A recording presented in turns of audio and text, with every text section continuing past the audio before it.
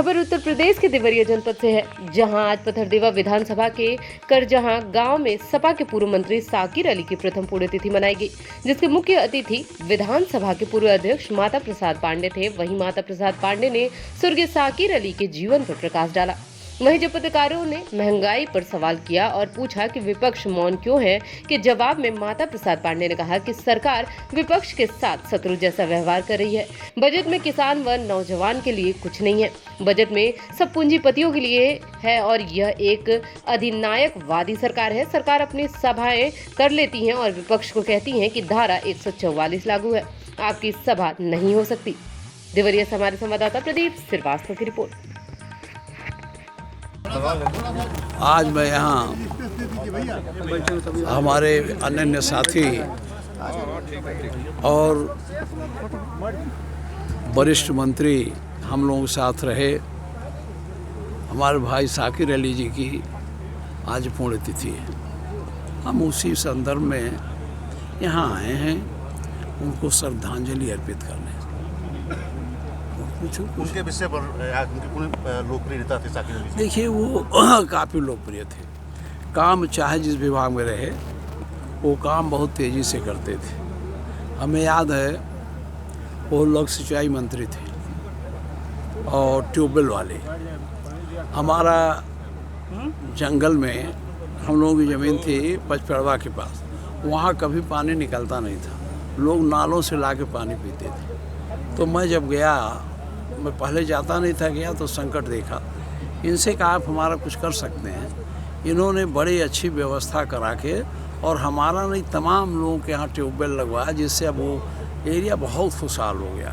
यही नहीं, जब कभी वो मिलते थे मुस्कराते हुए मिलते थे, कभी गमगीन मुद्रा में नहीं मिले, मुस्कराते हुए मिलते थे और उनसे जो भी हो सकता था अपने हित मित्र और पार्टी को लिए ये भलाई का काम। अध्यक्ष जी, सरकार जो महंगाई को लेकर निरंकुश हो चुकी है और विपक्ष मौन है। देखिए विपक्ष मौन नहीं है। देखो ये सरकार, लोकतंत्र में दो विधा है। लोकतंत्र में होता है कि सत्ताधारी पार्टी अपने विपक्ष को अपने मित्र की तरह व्यवहार करती है और ये सरकार अपने विरोधियों को शत्रु की तरह व्यवहार कर रही है। इसीलिए शत्रु व्यवहार के नाते ये किसी के लिए कुछ करना नहीं चाहते।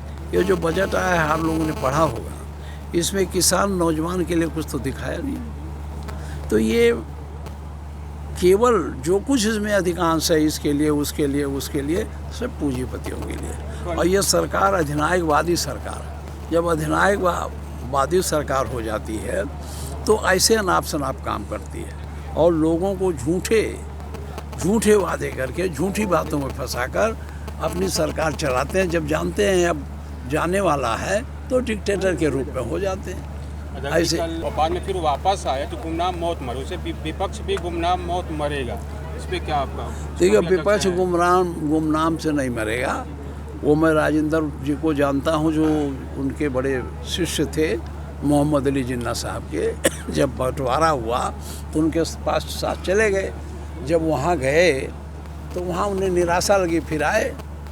तो ये विपक्ष गुमनाम नहीं है। जब तक लोकतंत्र है, ये लोकतंत्र बचा तब तक विपक्ष रहेगा और लोकतंत्र इस तरीके से आने वाले दिनों में विपक्ष इनको हटा के फिर अपनी सरकार। ये माना जाए अध्यक्ष जी कि विपक्ष डर गया सरकार से, विरोध नहीं हो रहा किसी क्यों नहीं हो रहा है? देखो ये कब से वो लगा है। हम लोग अक्सर धरना प्रदर्शन और ज्ञापन ये सब तो देते हैं, लेकिन ये कोरोना के कारण बड़ी सभा नहीं करने देते हैं। अपना तो ये बड़ी कर लेंगे, लेकिन हम लोग जाएंगे तो कह देंगे 144 लगा है, आप नहीं जा सकते। तो हम लोग अपनी बात और दूसरी आप जितना हम कहना चाहिए हम कहते हैं। पेपर किसका है, मीडिया किसका, किस मीडियम हो आप जी, किस में हो? जी न्यूज़ में हो ना। हाँ बताओ ये कहाँ है सब, बोलो ना।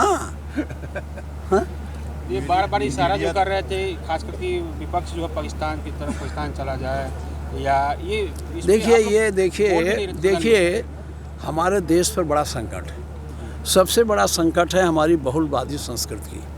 और भारत की दुनिया में इसीलिए पूजा होती है कि यहाँ बहुत से धर्मों के लोग आपस में मिलजुल कर रहते हैं और हम तो खुद गए थे फ्रांस, तो वहाँ के लोगों ने मुझसे पूछा, एक मुस्लिम मोहल्ले से मैं जा रहा था, तो उन लोगों ने कहा इधर से नहीं जाना, यहाँ बम चल जाएगा।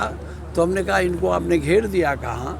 हमने कहा तो हम तो अपने गांव में रहते हैं, आधे वही हैं आधे हम हैं। तो हमारी बहुलतावादी संस्कृति रही है, उस संस्कृति को ये सरकार समाप्त करने जा रही है, क्योंकि ये गोल बनाकर हिंदू मुस्लिम करके जो हमारी संस्कृति थी, जिसके नाते दुनिया में भारत का नाम था, उस संस्कृति को ख़त्म करके ये बहुलतावादी जो हमारा था उसको ख़त्म कर देंगे। जब संस्कृति नहीं रहेगी तो आप विश्व गुरु कहाँ बनोगे? कौन पूछेगा?